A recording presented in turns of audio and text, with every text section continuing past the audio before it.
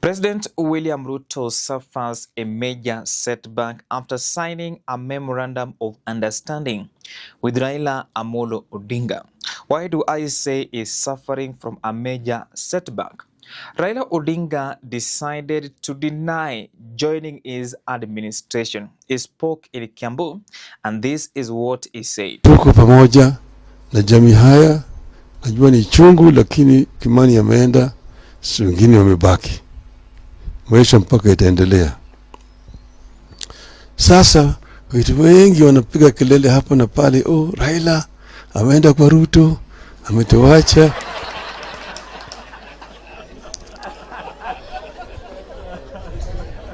Mimi sijaenda kwa Ruto. Ruto amekuja kwangu. Mimi nimesema mimi nibaki, msimamo yangu haijabadilika. Kitu muhimu zaidi mpaka zalime mpaka sasa mimi nakuwa napigania haki ya Wakenya yote. Uliona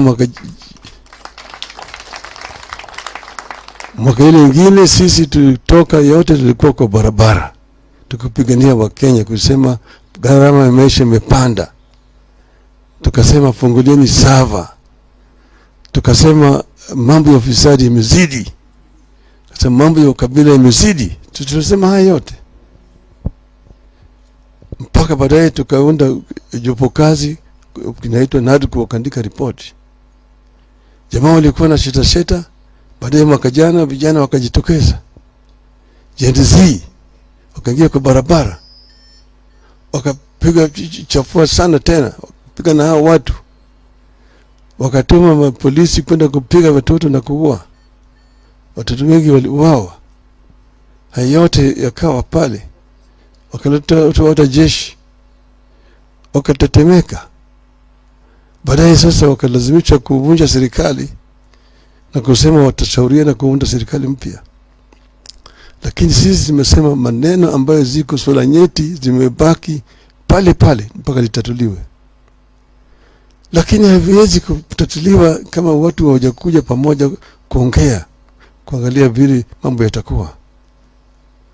Ndio sababu hao jamaa wakikuwa wameshikwa na baridi na wamekuja upande yetu, mimi nikasema tufanye mambo marekebisho haya yote. Mnaona yale tumeandika maneno 10 yote ni yale tumekuwa tunadai, na wakasema watatimiza.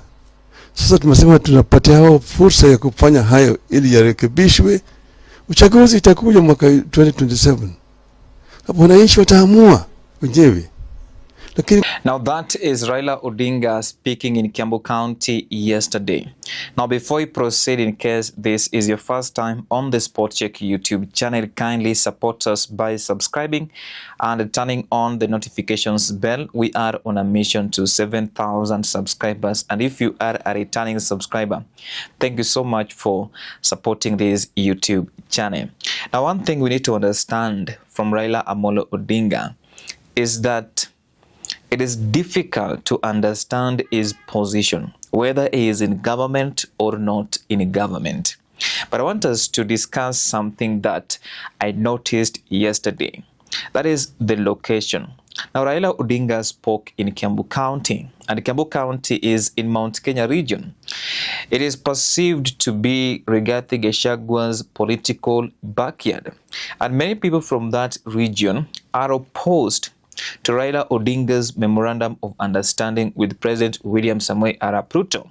And I understand why they are upset. Why? Because they voted for President William Samoei Arap Ruto and they feel betrayed by this administration. Remember, they defied the former President of the Republic of Kenya, Uhuru Kenyatta, and voted for someone that Uhuru said was not good. And Rigathi Gachagua was impeached. And right now they feel betrayed as a community. Now comes Raila Amolo Odinga, who has joined President William Ruto's government through a memorandum of understanding. He is now telling them that, you know what, mimi siku tafuta Ruto, Ruto ndiye alinitafuta. My honest opinion, Raila was trying to play safe. And we all know that right now, let us not lie to each other. they are going to work with President William Samoei Arap Ruto unless otherwise. That is the reality on the ground, and President William Ruto should be very careful when Raila Amolo Odinga starts behaving like he's now listening to his supporters, those who are against this memorandum of understanding, because some people feel that whatever they're trying to address is in the constitution. It only requires implementation. For example, strengthening devolution. That is in the constitution. The money that is supposed to be taken to a county should not be less than 15%. It is in the constitution. The only problem is that there is no political goodwill. Our politicians, they like everything that they're doing. They want to politicize everything. So sometimes it is difficult to implement, but this is in the constitution, and the person who is in charge of this administration is none other than President William Samoei Arap Ruto. But I want us to understand Raila Amolo Odinga's speech. He spoke about Ruto ndiye alimtafuta. I have said that this one, according to me, Raila Odinga was trying to play safe because he has realized that the ground is getting hot. It is getting hostile. You know, it was for the first time I saw people heckling Raila Odinga in Kisii, despite the fact that there are people who are blaming Senator Richard Onyonka for sponsoring those men. But my honest opinion, I don't believe they were sponsored. I strongly believe that they were just trying to show that they're dissatisfied with what Raila Odinga is doing right now, because they have believed in him for a long time. By the way, to be honest, there are so many people who believe in Raila Amolo Odinga. Then it says amekuwa akipigania hii inchi. That is the reality, by the way. There's nothing we can take away from Raila Amolo Odinga being detained without trial during the late President Daniel Toroitich Arap Moi's time, being tortured, being detained at Shimolatewa. So it is something that we cannot take away from him. He has been fighting. And Raila Odinga knows that there are many Kenyans who believe that he has fought for this country. So they are opposed. For example, somebody like Governor James Agri Bob Orengo. This guy is, I'm totally certain that is opposed to this memorandum of understanding between President William Ruto and Raila Odinga. In fact, it is just a matter of time.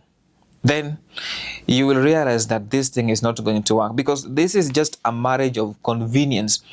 President William Ruto has realized that he has lost the ground, he has lost support from so many Kenyans, and the only thing he can do is to work with Raila Amolo Odinga to buy time until 2027 so that he can secure a second term. It is not, I still don't believe that this marriage is going to last.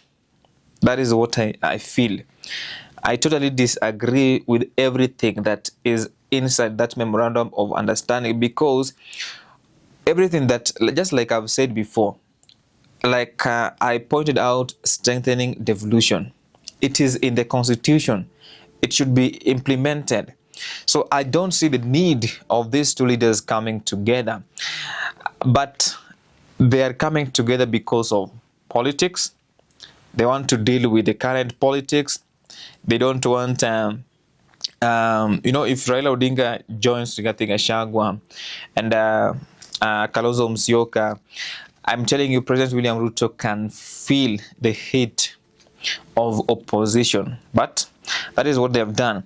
Raila Odinga is also talking about the Gen Zs, acknowledging that the Gen Z came out and some of them were killed, and in that MOU they were talking about the compensation of those families, and we are waiting to see if that will take place.